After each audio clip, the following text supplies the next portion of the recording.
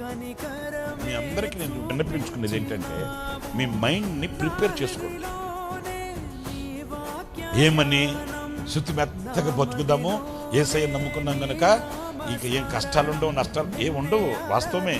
కానీ యుద్ధం ఉంటుంది. ఏ యుద్ధం? ఏ యుద్ధం? పాపానికి నీకు, లోకానికి నీకు, శరీరానికి. అసలు నేను అడిగే మాట ఒక్క మాట చెప్పారంటే అసలు మీరు కంగు తింటారు.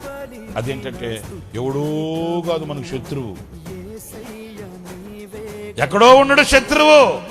ఎవరి మీదో మనం పోరాడాల్సిన అవసరంలే, ఎవరి మీదకో మనం కత్తి దూర్చాల్సిన అవసరంలే, ఎవరి మీదకో మనం రణరంగానికి వెళ్ళినట్లుగా వెళ్ళవలసిన అవసరంలే. మన శరీరమే. దీన్ని జయించిన వాడు లోకాన్ని జయిస్తాడు, దీన్ని జయించిన వాడు శత్రువుని జయిస్తాడు, దీన్ని జయించిన వాడు దేవునికి దగ్గరవుతాడు, ఈ శరీరాన్ని జయించిన వాడు దైవ రాజ్యానికి పాత్రుడవుతాడు. మరి ఇంత గొప్పది, ఇంత శక్తి కలిగిన ఈ శరీరాన్ని జయించడానికి ఏం కావాలి? బలం కావాలి. ఏ బలం కావాలి?